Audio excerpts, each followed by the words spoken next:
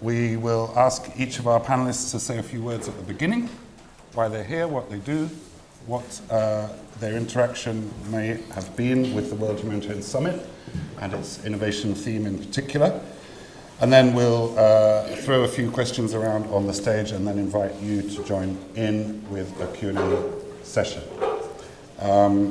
So I won't go into any further detail than that. I think we all know this is an unusual year, let's say, for the humanitarian sector. I was at a talk the other day and somebody said it was a perfect storm of conferences. You've got the Addis one, you've got the SDGs, you've got the climate one, we had Sendai, and then we have the World Humanitarian Summit next year. So are we in a period of revolutionary change, or is it just rearranging the deck chairs on the Titanic? As Henry Ford apparently once said, if he'd asked people what they wanted at the time he was inventing the motor car, they would have said a faster horse. And are we in the business of faster horses, or are we in the business of something new? So very briefly, from the far end, we have Kim Scriven, who runs the Humanitarian Innovation Fund. We have Jelte van Vieren from the Netherlands Ministry of Foreign Affairs. We have Massa Jafari from the World Humanitarian Summit Secretariat. And to my right, Mike Penrose from Action contre la faim. So Jelte, maybe I can start with you. You have the floor. Thank you very much. Good morning to everybody. It's nice to see such a great and big group of people.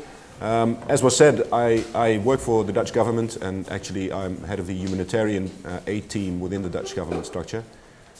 We've been involved in preparing the humanitarian summit for quite some time now, both as participants in the process, but also as working specifically within the task team on innovation since quite recently. One of the main reasons for that is that we have the strong belief that working on innovation and creating more opportunities for innovation in the humanitarian sector is not only very much needed, because we think that some of the working methods in that sector have become a bit outdated and could be better, more effective and more efficient in introducing new ways of thinking, new technology, and doing it in a much more modern way. But we also believe that, that working through innovation is one of the possible ways of creating institutional change within the system. And this is probably a more effective way, a better possibility than trying to change institutions through the front door, which always includes a lot of political debate and a lot of difficult positioning between different member states of the UN. When you talk about how to change UN organizations, for instance, that's also always a difficult thing. But we believe that innovation is one of the ways through the back door that it will become much more natural and much more organic to talk about institutional change within the humanitarian sector, which we think is very much needed. So last year in September, our institutional, our humanitarian policy was adapted, both in terms of getting more money for humanitarian aid, but also including some of the themes. And we've made innovation one of our main themes in a humanitarian policy. And that includes trying to innovate all the existing sorts of humanitarian aid that we give, as well as providing financial support to real catalytic and new ways on innovation in the humanitarian sector. And so far, it's all been very new to us in terms of the results of these activities. Things are looking promising, but we don't actually have already a lot of results on the ground. Some of the changes to the old ways of working are producing the results right now, and we hope to be able to tell you a bit later on if that's appropriate in the debate about some of these things that are happening. But we do believe as a government that we can make a bit of a difference, or a difference through that way. One additional reason why we think it's very important is that in next year, 2016, the Netherlands will be the president of the European Union for 6 months, exactly in the period when the World Humanitarian Summit takes place. And so in taking innovation up as a major subject, we hope, especially in the run-up to that period, to get as much support as possible from European Union member states behind the priority on innovation, as well as some of the other priorities, of course, so that we can speak with a bigger and a stronger voice at the Humanitarian Summit. We don't have exactly an idea about what will be achievable in Istanbul, but we are getting more and more positive with regard to the possibilities of that, but we can come back to that later. Interesting, thank you very much. Mike. I'm Mike Penrose. I'm the CEO of Action contre la faim, which is one of France's largest humanitarian agencies.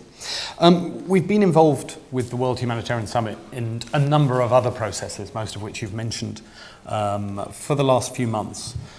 We presented at Budapest in a slightly cynical way about what we could expect from the World Humanitarian Summit. And we've been working recently, I've just come back from Addis, where we've been presenting on innovative financing. And I think how we finance the humanitarian and humanitarian development sector together is one of the areas that I think requires the greatest amount of innovation. And I was presenting on innovative financing mechanisms. For me, what the Humanitarian Summit I hope it will be, and what I fear it will be, are two things.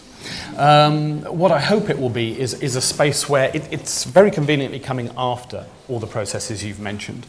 And when you look at the agenda of COP21, COP21, when you look at what's being discussed and was discussed in Addis, and you look at what Jeffrey Sachs and his Solutions Network are looking at for the Sustainable Development Goals, there are three key themes that are coming out, and they're the three that link the humanitarian and development worlds. The first one's nutrition and undernutrition. You've got approximately 50% of all under 5 deaths are linked to undernutrition. So unless you solve that problem, we're not going to advance in the humanitarian sector, and we're also not going to meet the Sustainable Development Goals. The second one is climate change and the humanitarian impacts of climate change, which are just starting to be introduced and discussed for the Paris conference, and we're hoping that will gain momentum. But the third one, and the third theme, I think, will dominate both the humanitarian and development agendas at the World Humanitarian Summit, I hope, will be the concept of fragility and fragile states. And we've been working a lot on the fragile states agenda. If you look at the moment, 40% of everyone that will not meet the Millennium Development Goals lives in a fragile state, as classified by the OECD. And that's likely to go up to about 60-65% by the end of the mandate of the SDGs. And unless we look at how we tackle the problems of fragility from a political, development and humanitarian perspective together, we're not going to say that the World Humanitarian Summit has any success at the end of it. What I fear it will be, and what we have to fight against, is it will just descend into another round table where everybody's trying to reassert their mandates, everybody's trying to reaffirm their lead position within the humanitarian world, and it becomes a showboating exercise. And I think we have to openly acknowledge that this is where the other humanitarian conferences have failed, and I think that's what we need to work against to ensure this one doesn't. Great, thank you very much. Food for thought. I'm coming to Massa late because she works for the actual summit, so if you'll forgive me, let's go to Kim. My name's Kim Scriven. I run something called the Humanitarian Innovation Fund, which is a program within ELRA, a larger initiative that supports research and learning in the humanitarian system. I hope some of you have heard about the work that HIP's been doing over the last 5 or 6 years. I think over that period we've supported about 60 projects, and in 2011, when we started giving our first grants, I think there was an expectation that if you provided funding for good ideas, that they would naturally be supported and be able to go out into the system and grow and create the kind of transformational change that we want. And we're really proud and pleased with some of the things we've funded, but I think pretty early on we recognised that actually there are some quite structural inhibitors stopping innovation in the system. From our perspective, that was both a sort of supply side problem with generating of new ideas, bringing in new kinds of knowledge and technology. I think, you know, the fact that we're all here in Oxford for the second time shows that that's beginning to change, and there is a wellspring of interest and activity around innovation. But also on the other side, there's some demand side challenges to making sure that good ideas actually are able to take root in the system and grow and go to scale. So from our perspective as a relatively small initiative, it's become apparent that there do need to be changes at a higher level in the system, which will involve changes to some of the architecture. But I think crucially, changing some of the incentives in the system for change and some of the carrots and the sticks that act upon actors in the system to shape their behaviour, which I guess is something that the World Humanitarian Summit is aiming in part to achieve. And I think when a couple of years ago it was mooted that innovation would be one of the themes for the summit, I think I had very mixed feelings, and I've talked to Massa about this before. I think, you know, It's great that the innovation agenda has got some political momentum and got a lot of investment of time and resources in it. But I think, you know, bureaucracy is the enemy of innovation, and there are a few more bureaucratic processes in the WHS process. So there's a tension there about how we ensure that we keep some of the disruptive nature of innovation alive and don't move to a situation where we're pushing for innovation in a very incremental sense or a very limited sense.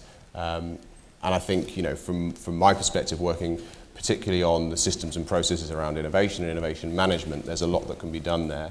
But I think more broadly, we need to look at the point that I made before about incentives and change. And as Yelp was alluding to, I think it's very difficult to go banging on the front doors of agencies and flagging up their mandates and pushing on some of that structural change that needs to happen. I think the opportunity around the innovation agenda and the creation of better incentives is if you unblock some of the things that are in the way of creating those feedback loops between the action of different agencies in the system, whether those are implementers, donors, or whoever, and their reputation, their funding, and so on. If you create better feedback loops there and better incentives, you're going to, over time, change some of those more structural systemic problems. So that's my hope. Whether it's going to be achieved is still to be seen. I think we're getting to the point now where the tough decisions are being made, which is good. Thank you. Massa, tell us about the tough decisions. Easy question. So I'm the Transformation Through Innovation Thematic Coordinator, meaning that I lead that theme in the World Humanitarian Summit. My hope for this summit is that, and I genuinely am saying my hope for the summit is that when we come out of all of these regional consultations, online consultations, everything that is taking place, we come out with mechanisms and proposals that will really put the needs of affected people at the core of humanitarian action. What do affected people want to see? And make changes like that. My fear when it comes to the summit is that we manage expectations. There's a lot of expectations, as you can imagine, and that's my biggest fear, that we will be able to manage expectations. And as Kim said, that it's not a bureaucratic process, and that we can make sure that all the proposals, submissions, all the hard work that everybody's putting into this, from the summit itself and beyond, everybody who is contributing to the summit processes, that we can manage expectation and we can make sure that everybody's voices and proposals are heard. There's quite big hopes, really, aren't they? Thank you all for your interesting kickoffs. I'm going to push you a bit, though, Massa. What's going on? What's actually happening now at the World Humanitarian Summit? Some of your key stakeholders, like the Netherlands, are making their own changes. So do they even need the summit to tell them to change? There are others, I understand, who are very firmly on the fence. And by having a process which is neither intergovernmental nor civil society, you, I hear, may be looking for allies. Well, I think the World Humanitarian Summit, it's extremely a unique process. It's the first time that you're getting a process that is not just about member states' intergovernmental discussions, but it's about people contributing and making their voices heard. So I think it's a very unique process. We've consulted with, in the past year, with around 15,000 people in 135 countries. We've completed 7 regional consultations. We've had 16 private sector consultations as well. So we're trying to make sure that we're consulting with civil society, private sector, member states as well, and affected people. At all our regional consultations, we make sure that affected people are there as well, so that when they are speaking, the member states who are present as well will hear their voices. Now, where are we with the summit? We're at a very critical point at the summit. We will be completing our last regional consultation of South and Central Asia at the end of this month in Dushanbe, Tajikistan. And the reason that I say we're at a very critical process is because we've heard so much. Just for the theme of humanitarian effectiveness, we've gotten over 700 recommendations just for that one theme. It's approximately the same for the innovation theme. So right now what we have to do is to compile all the ideas that we've heard, try to elevate them together and bring them together in a synthesis report. And again, that's not going to be easy given all the voices who have put their opinions forward, but that's the stage that we're at right now, and making sure that everybody's concerns are properly reflected as well. Jout, how does this look like to a member state, this process? It's an interesting process, but it's got interesting and also challenging aspects that we are starting to get used to, but it's something out of the ordinary for member states, UN member states. I mean, indeed, it's the first time a conference of this size and of this nature on such an important topic, where the decision has been taken by the UN to make it specifically not an intergovernmental process. And that creates opportunities. It opens up ways for getting involved players that may be even more important than member states in terms of implementation. However, it makes member states very, very nervous with regard to how are they going to play a role in this process and who is going to take what decision on what subject and in what way. Now, for instance, speaking for the Dutch government, we've been quite, we've been throwing ourselves onto this process and trying to fight our way into what is actually going on. And by doing that, we've become more and more confident that there are chances and that these chances could be used, and that the summit might actually mean something concrete for humanitarian work. However, we're also very much aware of the fact that the large majority of member states are far less involved than we are, and have still big questions and doubts with regard to especially the process. And finally, in Istanbul, the main question before heads of state or heads of government will agree to come to Istanbul is, what am I going to decide upon, and who is going to decide upon what? And if it's not an intergovernmental process, then what is it? So this is still a big, big question mark, for which I think the UN has to come up with more clarity relatively soon, otherwise we're going to lose opportunities. So Mike, you've been on the circuit of the intergovernmental processes. Yeah. Does this have a chance, this other way? I think if we view it slightly differently, even to how it's being explained today, then it does have a chance. I agree with Kim very much in terms of the idea of humanitarian innovation being an oxymoron. There was a French academic that said a few weeks ago that the two most conservative entities in French society were the Catholic Church and its humanitarian agencies. And I think if we descend into, is it an intergovernmental summit? Is it a way for the UN to reaffirm their mandates? Is it a way for civil society to engage with governments?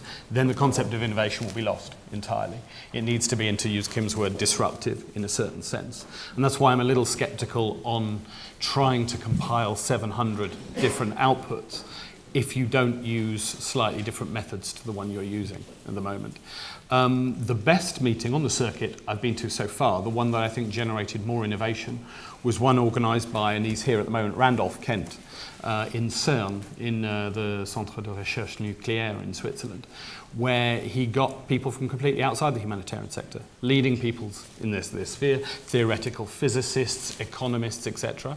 He put them in a circle, and then he posed the questions to them. And he got us as humanitarians to identify what we thought the problems were. And what they came out with was completely different to anything I've heard in any of the consultations so far. It came out with projections of what countries like the Central African Republic might look like in 30 years' time, which has not been discussed anywhere else, and it involved the disruptive effect of communications. It involved how economies, where we will be in a world where availability of services is universal, but access to beneficiaries is not, and how we then ensure that that old humanitarian principle of free and open access to beneficiaries is transformed into something of free and open access of beneficiaries to services, maybe without direct intervention. Concepts like this, I hope, are the ones that will emerge. But honestly, and if we continue with, is it an intergovernmental process? Is it about funding agendas? Is it a distillation of 700 ideas from a load of academics and humanitarians who, to be honest, you can put academics and humanitarians in a room. You put 5 of them in a room, you'll get 8 opinions. And if we continue down that line, then no, it won't be. So Kim, are you just successfully disrupting from within? Are you like a fifth column sort of person? Definitely he is.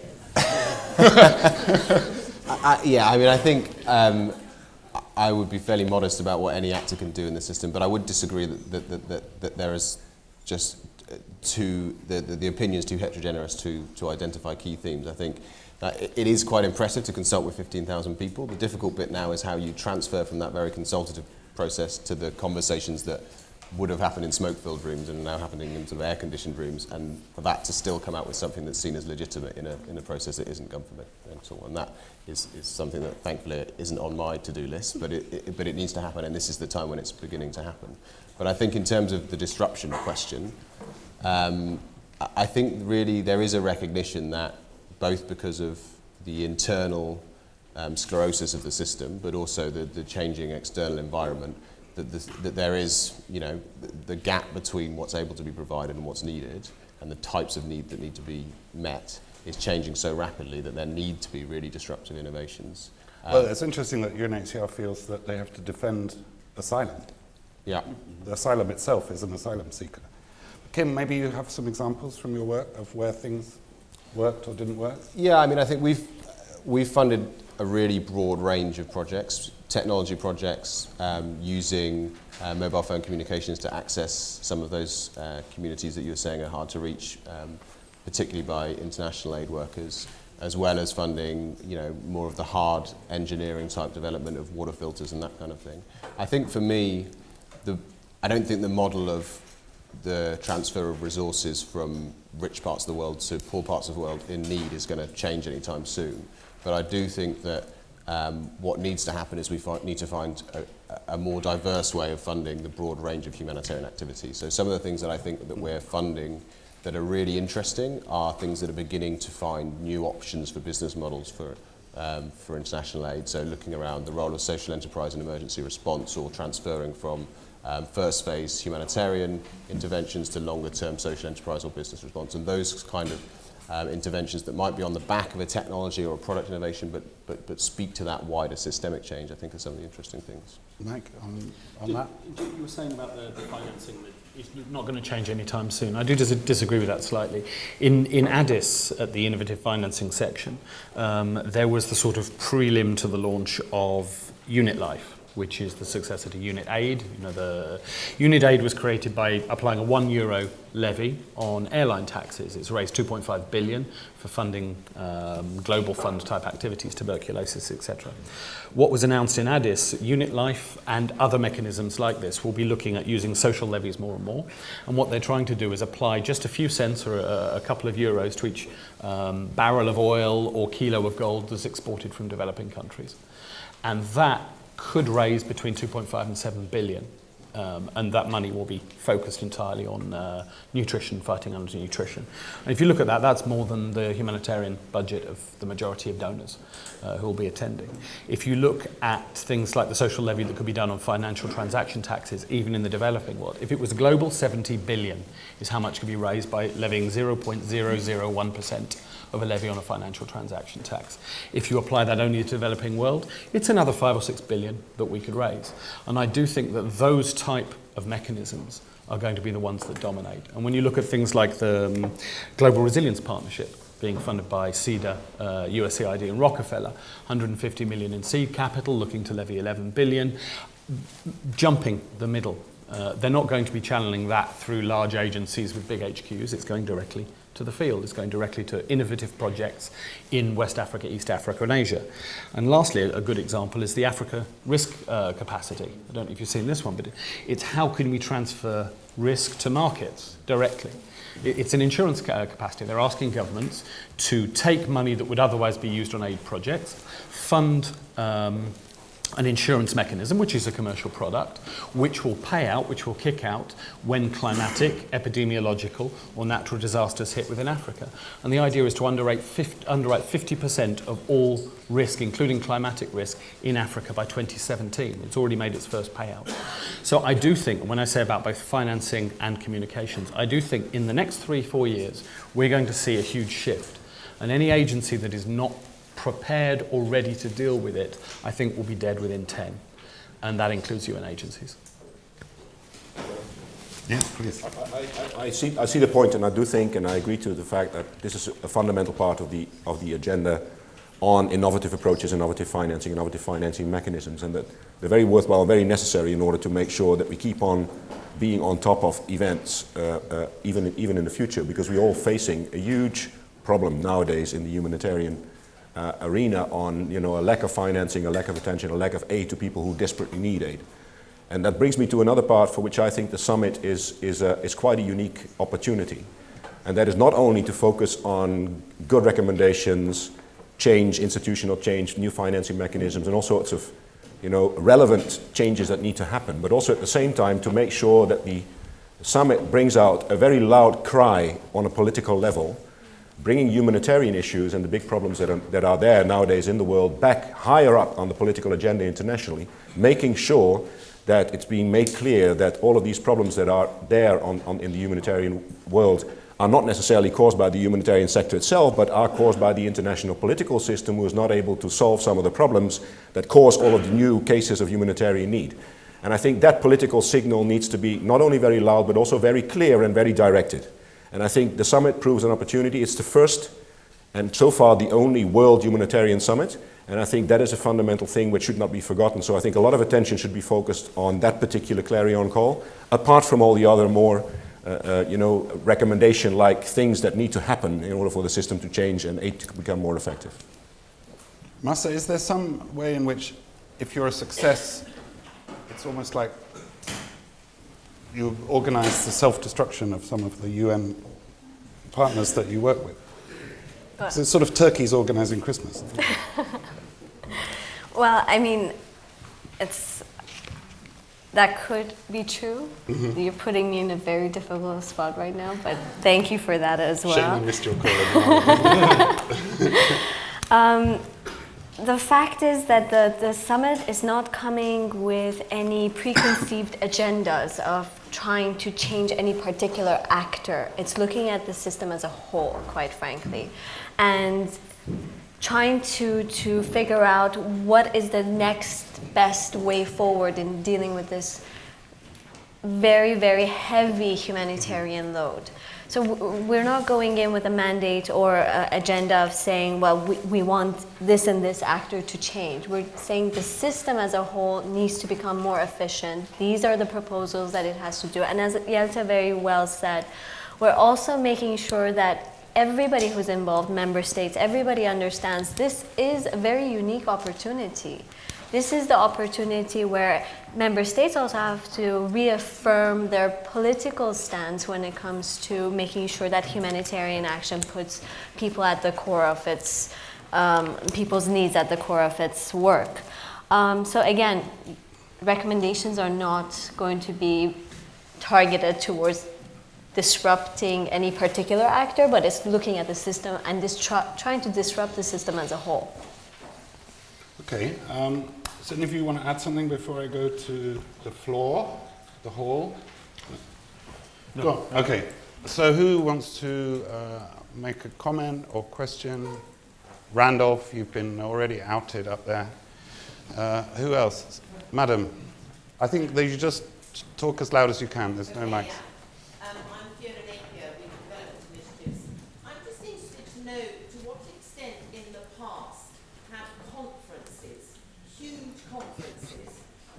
Innovation or disruption. I think, I'm thinking back to Bretton Woods. Conferences have proved a great launch pad for global institutions, but that's come with significant preparation beforehand and a big idea.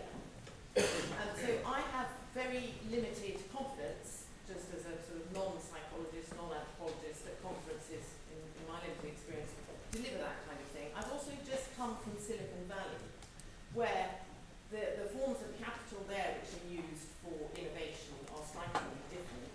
It also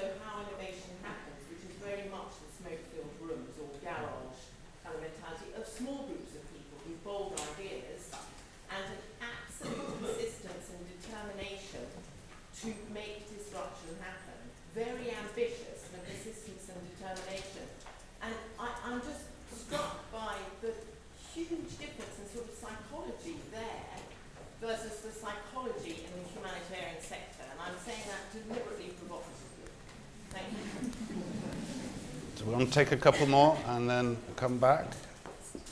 No, let's do that. That's fair. Fair point, Yeah. Mike. Absolutely a fair point. I don't think I've ever seen any large bureaucracy or structure ever come up with anything innovative. I think the best example of how innovation is created comes from Silicon Valley, and it was Google. And Google Maps. I think everybody uses Google Maps. I used it to find this place this morning. I don't know if you know how it was created, but maybe there's some errors around it, but the general story, 2 researchers, 2 developers used to race their bicycles to work each morning. And they rigged up a GPS with a mapping system to compare the routes they took when they got there. And one of the bosses of Google walked in when they were doing it and said, "That is cool, go do." And it created Google Maps off the back of it. To me, what that indicates is innovation comes from when 3 things come together. One is an ambition.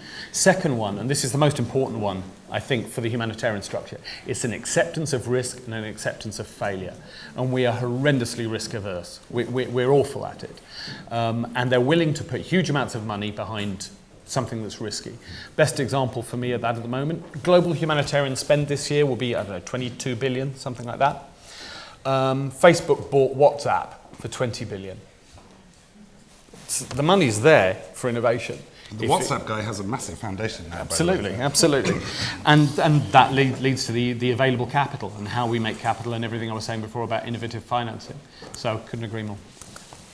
Just to react to the same point, I understand it, but to me there is a logic in terms of why a summit could still perform a role, because we are talking to a world which understands the language of summits.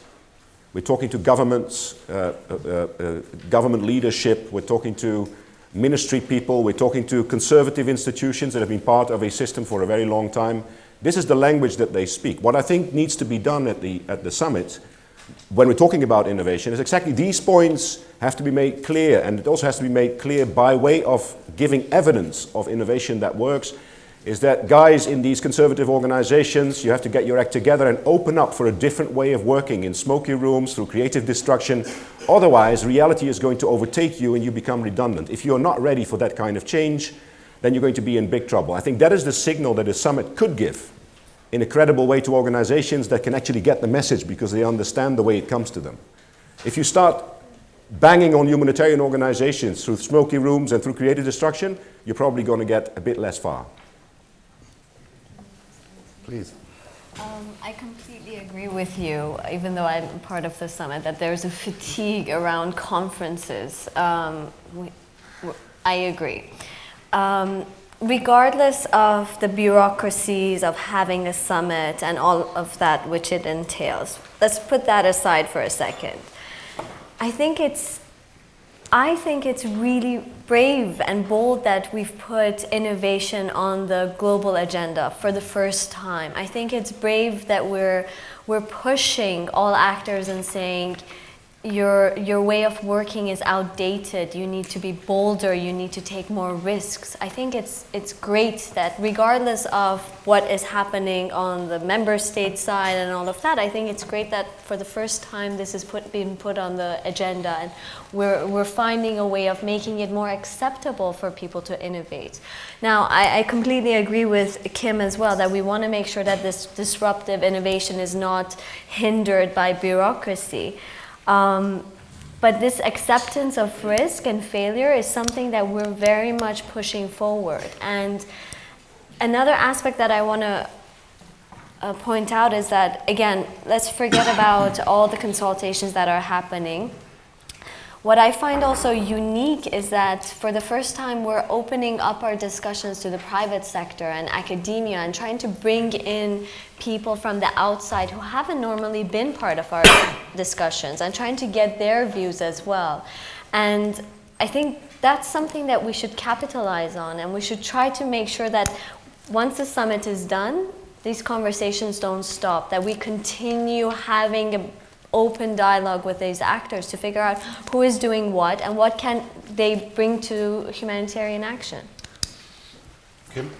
Yeah, I mean, I don't have much to add. I would agree, but I think There are things that we can learn from innovation, particularly in the private sector, but also in the public sector and government innovation labs and so on. But I think we do need to recognise we're working in a very different environment where the disparity in agency between the people who are providing and the people who are being provided for is so great, and the financial incentives are so weak, that comparing it to, say, Silicon Valley, yes, there's things we can learn in terms of culture, in terms of risk, in terms of failure. But I think it's telling that Google Maps is fantastic when you're in Oxford, but when you're in the field, it's rubbish. And in that environment, it's other platforms like OpenStreetMap and the humanitarian OpenStreetMap team building up, crowding in energy to build up mapping there. It's a different model for how you innovate and how you bring about change, because there isn't the financial incentive to do it, so you need to find other ways. And so I think in terms of how change is going to happen, it's going to look very different in a system like the humanitarian system than in the ultra-competitive entrepreneurial environment that you might have in Silicon Valley or somewhere else. Is innovation like the wrong word? Does it make people tinker at the edges? Is it not radical enough? Is innovation... What you're describing, the problems you're describing are structural, big P, political and economic problems. I mean, I think... You can't innovate your way out of feudalism. Well, I think you could say that, you know, revolution is a kind of innovation. It's political innovation by the means of violence, but that doesn't mean it's not innovative. I think what I would say is that when you have innovation as one of the key themes for the summit, along with effectiveness, for example, it kind of gives a misrepresentation of what innovation is for and about. Innovation is a servant of change. It's a set of tools, approaches, methods to bring about change, to allow risk-taking, to allow failure, with the end state being that we bring around changes that make the system more effective, that make it more expensive, that allow those changes to happen. So I think we should see it not as an end in itself, but as a tool, as a means, along with other things like political negotiation about how you're going to bring around change. I can see a hand up, two hands up there, maybe both of you, and then we'll join them up.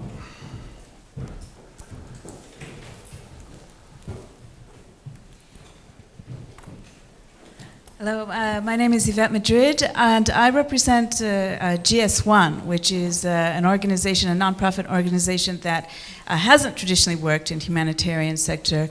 We're involved in standards for supply chains and all those barcodes you see on retail goods. That we work on the standards that underlie those barcodes. And I have two comments relating to this. One is what is innovation? And I think it can be broad.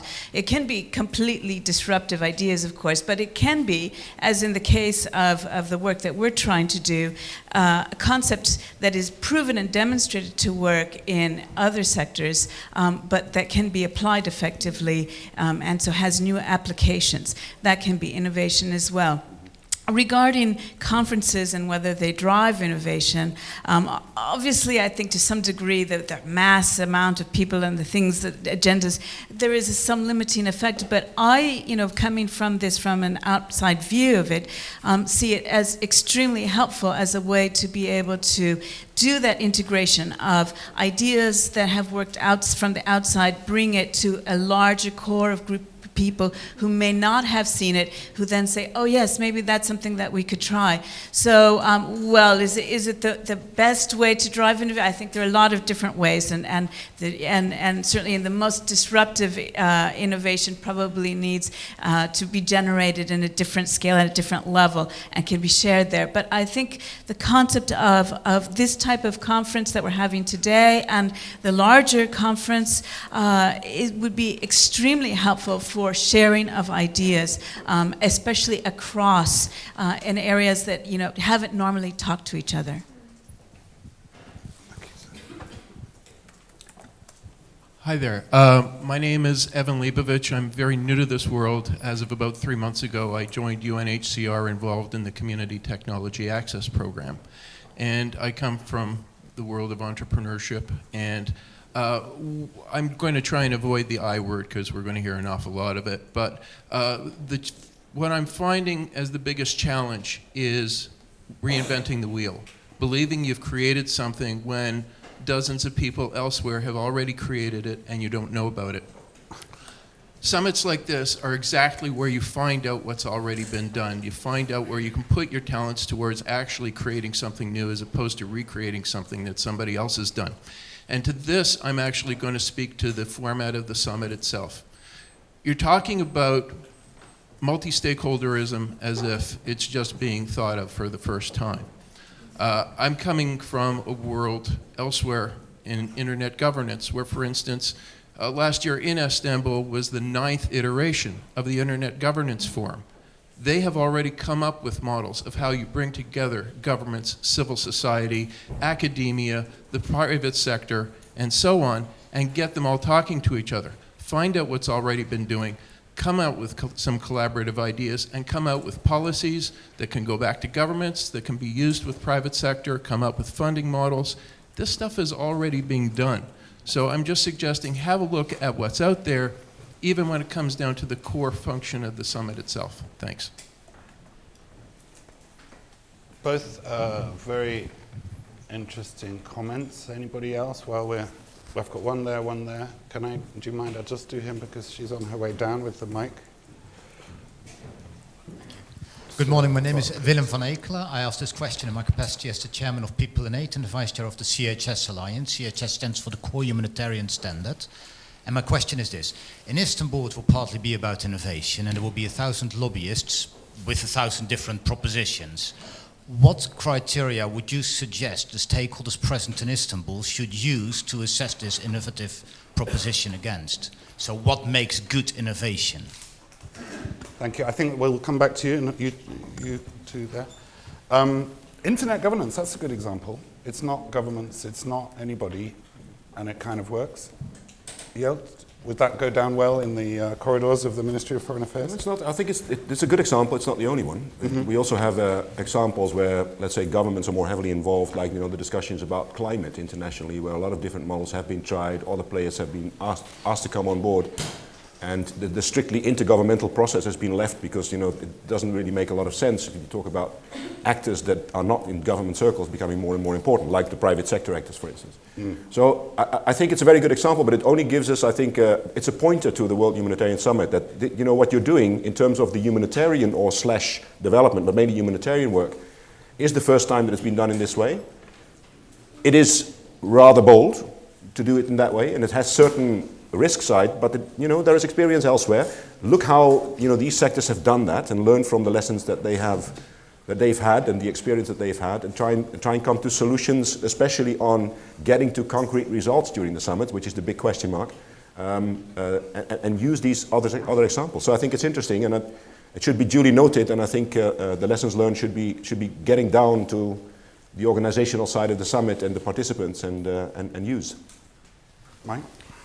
I think internet governance is a great example for two reasons. The first one is where the internet came from. The internet was invented at the Large Hadron Collider in CERN. It was an accident. Well, the web was. The web. It was invented by the military. The internet, not the military. The web, but the web. How we govern the web. It was invented as an accidental project. It was how we share data, how they share data between physicists. Now, I think it's a great parallel with the humanitarian system because we keep talking about humanitarian intervention and commercial intervention. We compartmentalize it. If you look at the web, they didn't say this is a physics thing. It remains a physics thing. It's only for physicists. It's nice and exclusive, and it will remain small. They said this is really cool and could have lots of different applications, and they took it to scale. And I think the humanitarian sector is limited by this mantra we hear the whole time: small is beautiful. We need to have a nice humanitarian project that's small. Small isn't beautiful. Small is small. Beautiful is beautiful. I say that to myself every day. Absolutely. The two are not intrinsically linked. And where we will, and going to that third question, where we will really, I think, measure ourselves on success is where we can take beautiful projects, wherever they come from, and take them to scale. Because the problems we're facing today are enormous, almost unprecedented. 60 million refugees now, and greatest since the Second World War. So I think the measure will be, how do we take small level innovation? Don't live under that mantra, this is humanitarian intervention, this is invention, and this is commercial. Take it to scale and see other applications. I've only seen this done in 21 years in the humanitarian sector. I've only seen this done once. And that was the Groove project in Iraq. Does anybody remember that? invented a file sharing protocol. Basically, you could work offline, and then when you got internet connection, it uploaded your files. What happened immediately? It was invented as a humanitarian thing. Immediately, Microsoft swooped in, bought it for peanuts, shame on the humanitarian side, and now it is the fundamental protocol and basis for SharePoint. They use that in. Now that was somebody seeing something that was invented here and taking it to scale. If we can actually get over this humanitarian intervention, global blah blah, and actually just look at what exists out there, what we can share, what works, and share it between ourselves, and go to that model that Randolph had, where we invite people completely outside. A theoretical physicist, what can they add to the humanitarian sector? What he added in terms of understanding complexity has improved my work, I think, tenfold. So. Kim, maybe on the other two questions, somewhat. Why barcodes? I mean, some of this basic stuff we don't use. Yeah, and you must receive a lot of tech-related applications for funding. We certainly do, and a lot of them... Could you mention drones, please, or else I'm going to lose my bet on bullshit bingo. We certainly do, and we get a lot which are doing exactly what was being spoken to about reinventing the wheel. The barcodes point remind me of a project which wasn't one that HIP supported, but is one that's been going on for a while and I've been keeping a view on, is the Last Mile Mobile Solutions project, which is about digitizing aid distribution and supply chain management there.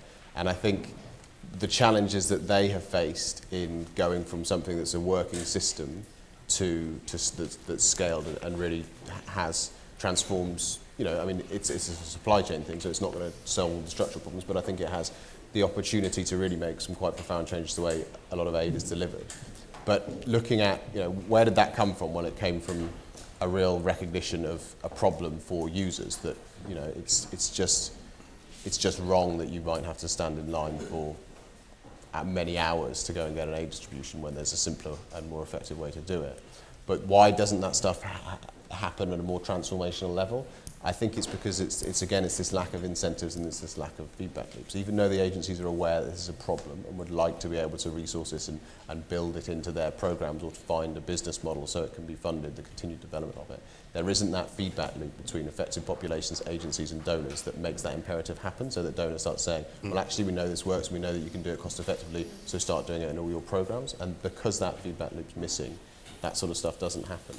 And I think I don't think it's the role of the summit process to be picking specific innovations, particularly in the tech space, to say, we really like this, let's champion it. But I do think it's the role to try and make some of those tweaks to the system. So if we can come out with more meaningful feedback and accountability mechanisms, so problems that are identified by people who are affected actually result in decisions being made at a higher level about how resources are spent, I think that will kickstart a whole range of different types of innovation, including drones. Thank you. God. Okay. Yeah. Massa, so on the third question, who gets to choose, I think, broadly speaking, who chooses what happens? Well, I mean, in terms of what will get chosen, it's a very good question. I mean, small is beautiful, small is not beautiful. That's another issue. Small is small. But while incremental innovations are happening, and they will happen, what we're looking to highlight in the summit in Istanbul itself is those transformative ideas, those big, bold ideas. The incremental changes, they will most likely take place even without the summit. The energy behind incremental change is happening. But we're looking for those transformative ideas. And going back to what Kim said, one of the ideas that we think is transformative is exactly the feedback loops between donors, agencies, and affected people. And that's one of the issues that we're focusing on. And we think this is something that needs to be highlighted in the summit. So that's the scale of issues that we're looking to highlight in the summit. Good morning, this is Rania Hamad. I'm from the International Humanitarian City in Dubai, and still focusing on the World Humanitarian Summit. We've been engaged heavily in the regional consultations and the private sector engagement as well. My question, can we have a vision after the summit is conducted? And if there is any mechanism of implementation as you share the transformation and the innovative ideas, is there any commitment by the governments, by the NPOs, by the private sector to make things happen? Because ideas exist everywhere. we can come up with solutions and we can share it, but how can we commit to implement it? So this is my question. Thank you very much. Can we get that back 2 rows somehow? Thank you. I work in Jordan in Zaatari camp and also in host communities with my organization More Than Shelter, which is a social enterprise, German social enterprise. And I think the innovative products are cool, and there's no shortage of innovative products and focusing on technology and products when it comes to innovation, and we also do that. But what I see as somebody who is working every day with large international organizations, UN, Oxfam, the others, to bring innovation to humanitarian context. And the biggest challenge I faced every day is that there is no, the interest is there, so there is a consensus acceptance that we have to change things, so it's good. But I see also the field workers working for large international organizations, they also struggle with dealing with their daily workload and also like understanding what is like this innovation. And I think the summit could be successful if somehow we could hold accountable the large international organization and the government agency, what they are doing to innovate inside their operations. Because without that, it makes it really, really difficult to bring innovation to humanitarian organizations. Thank you. Thank you. And we have one up there, please. I don't know how you're going to get that mic back again, really, but we'll have 5 more minutes. So get your hand up if you wish. Hi, I'm Laura. I work with World Vision International in Nairobi, and my comment is really around the long-term nature of emergencies and protracted crises that we're seeing. So we know that 2/3 of emergencies are now 8 years plus, and refugees are displaced for, I think on average, it's 20 years now. The figure seems to be growing every year. So how can this conversation and these ideas around innovation in the system, and even the World Humanitarian Summit itself, actually help shift the fundamental architecture of the humanitarian system, which is actually set up on a very short-term operational basis? Thank you. Right, well, the first two almost go together, and the second doesn't. Who wants to jump in? To jump in. Go. On the first one. On the first one. So when we started out the summit, it was never supposed to be the end. It was supposed to be the beginning of a process. So when Istanbul is done in May 2016, that's not the point where everybody goes home and we're done with making sure these changes happen. So what we're trying to do is that with the proposals that we're putting forward, with the changes that we want to see, we're trying to get commitment of different actors around those proposals as well. Some of the initiatives that we're proposing, whether it's coming up with a feedback loop, proposing a way of having a feedback loop between donors, agencies, and affected people. We're trying to get commitments from member states, humanitarian actors as well, to make sure that they ensure that this feedback loop is a regular part of their process and their works. But we're also trying to create partnerships around some of these projects, even though they might be small, they might be incremental in their changes, but we're trying to create partnerships around it as well. So this is our work from now until the summit itself. Once we're done with putting out our reports, which is going to be within the next couple of months, this is the time that we're going to make sure that we try to bring in commitments around these issues that have been discussed, whether it's member states, private sector, or humanitarian actors. It's going to be a mix of partnerships and commitments. Go on, go on. So is there potential to run the World Humanitarian Summit after 2 years or so to come back with feedback on the things that have happened, or is it just in a, because if I'm going to run, I'm going to launch a World Humanitarian Forum, let's say, next year. So what would it bring to the humanitarian participants as well, if it doesn't have a path where you can see where you're progressing, where you're heading, it will end up where it's not. So is there any kind of plan to continue? I have to admit that at this point we're thinking until the summit and making sure that these mechanisms and these proposals will live beyond the summit. But I think that's an excellent proposal, that there should be a point where there's going to be a feedback as to what we've achieved on these commitments. Mike, you're willing to talk to the Zatari situation? Well, no, it was more on the, but link the two. I think the Zatari one, and I actually think it's linked to the question asked as well. It's about how the system is funded. The one thing, and I think if you take innovation as you're operating in the present, but you're learning from the past and you think from the future. If you learn from the past about what's happened so far, the way the humanitarian system is funded, we can learn from the Good Humanitarian Donorship Initiative. The reason that the funding isn't available for grassroots stuff and this sort of perpetuation of short-termism in long-term are intrinsically linked. And you had a process about 10, 15 years back that started Good Humanitarian Donorship, idea with the donors to get together and fund against identified need, linked to accountability, ask the beneficiaries what they want, describe what you can actually achieve, and then do that. Both requires long-term funding. It requires a long-term perspective. And the Good Humanitarian Donorship, let's be honest, it's catastrophically failed because donors don't talk to each other properly. They cherry-pick the best projects.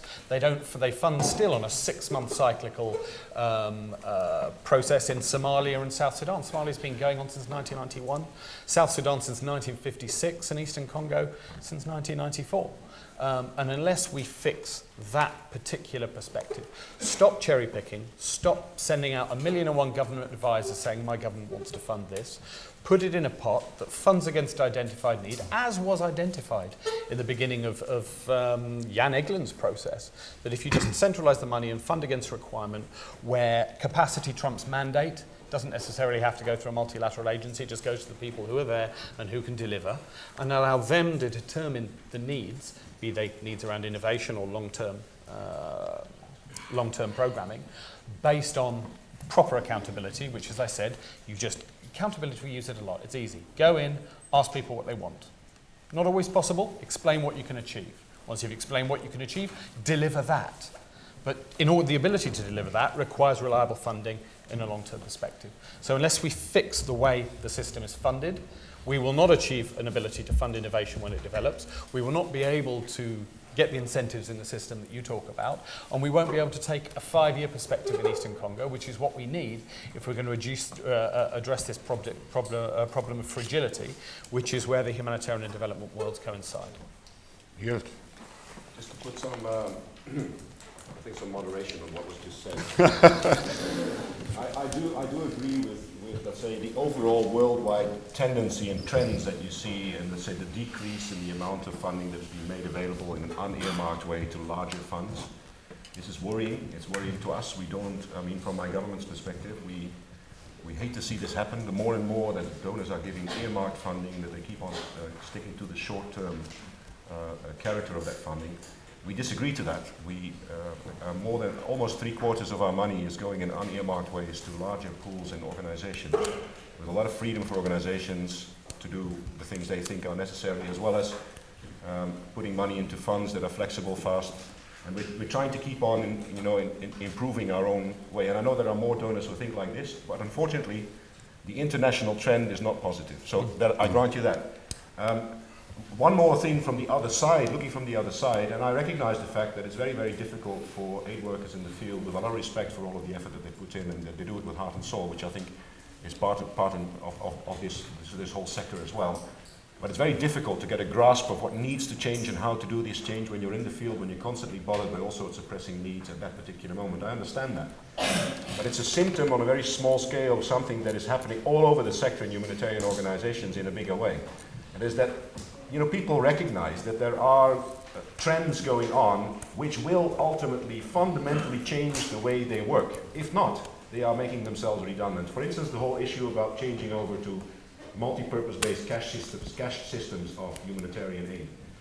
that is going to erode the mandates of some of the biggest organizations in the world of humanitarian aid if it continues and grows even bigger than it does now. Is that a bad thing? Not necessarily. But do people like it? Not necessarily as well. I mean, there's a lot of people working in the more traditional ways of dealing with food aid, for instance, that are really, really fearing for their jobs because of this. And I think that fear is justified. However, we all know, and as been said before, change can be very messy, can be painful, and things need to change, and other things, creative destruction says all things have to die before new things can flourish.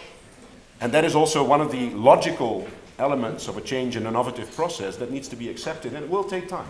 It will take time, and it can be painful for individuals, but for organizations it's the only way to maintain relevance. If I may, that's exactly what I meant, aside from the funding problem being an issue, but because we work as consultants with organizations, and what I believe, as you said, you have to have the willingness to basically get rid of what you have. You cannot go about business as usual and expect different results, innovative results. And what I see is that it's very much business as usual. The organizations, they have different donors, like innovation funds and something, so they are accountable, which is good. But inside this large organization also needs operational innovation needs to happen to facilitate the projects. And I think the summit could also be a context that such operational innovation on operation in operation sense could be explored also. Great. Thank you very much. Last point. Just to build on what you were saying and to also build on what Hjalte was saying, definitely. I mean, this is something that we're taking to heart. When we're in the summit, we've heard from people that they want cash, for example. We're proposing, having heard from people that this is what they want, we're proposing the scale-up of multi-purpose, multi-sector cash. Now, as Hjalte said, will this disrupt the system? Definitely it will. But I guess you can't have a summit that doesn't disrupt the system. So operational effectiveness is definitely part of that as well. One more sentence, everybody, then we need our coffee. Yeah, I mean, on the operational point, I guess there's two narratives that you can use to describe what's happening at the moment, or you can describe change in the humanitarian sector through. One is this very pessimistic one that we've become very bureaucratic and can no longer function, and these external pressures mean that we're unable to cope and the financing's not there and it's all too short term, which is all true and is not incorrect. But I think you can also tell a narrative about the creativity of people who are trying to meet the needs of those in dire straits, and I think that's where, even from across the different schools of humanitarianism, that's what's driven change and ingenuity over the last 50, 60 years. And I think, maybe it's naive, but working through processes like that to try and unlock some of that ingenuity, I think is a more positive narrative that we should try and speak to. Slightly more than one sentence, but well put. Can I have 2 sentences? You get 2, but I want you to answer whether you're going to support the super surf in the second sentence. Just a reaction to the lady in front here from Dubai. I think to us the summit is about commitment of players broadly across the range. It's about committing yourself to certain very important goals for the future. The whole issue of implementation is the process after the summit. Since I said we are having the presidency of the European Union, one of the things I want to do immediately after the summit, under our presidency, is to call all the European Union members together in the Netherlands and talk about the results of Istanbul and how to make it come real in practice, and who is going to participate in what sort of commitments that have been, so that we get down to the practical level immediately and not leave it for a while. So I think any action from whatever region, whatever countries, whatever players, humanitarian organizations, private sector, etc., who've committed themselves, who want to take part in that discussion later on, the more valuable it gets, because it all comes down to practical implementation after the summit. All right, Mike. Oof. 140 characters. Yeah, 140 characters. I think if we, and I'll just repeat what I said before, if we learn from the past, act in the present, but think from the future, not to the future, but from the future, and if we involve people from outside the sector to reflect on what we're thinking about, then we will be successful. If we just turn into some navel-gazing exercise where we only invite humanitarians to commentate on humanitarian work and humanitarian issues, then we will fail. I didn't get a last sentence. You do. Yeah. You get the last word. winter is coming. What do you... I wanted to challenge you. I think it's great. I think we need to be challenged in the summit. I really would like people to challenge us in the summit. If you have ideas, if you think we need to do something differently, now is the time to let your voices be heard. Do not think that we're on this train and that you can't stop this train that is moving fast. It is a fast-moving train, but put up your hand, make sure that you challenge us. Thank you very, very much to my panelists. Thank you all.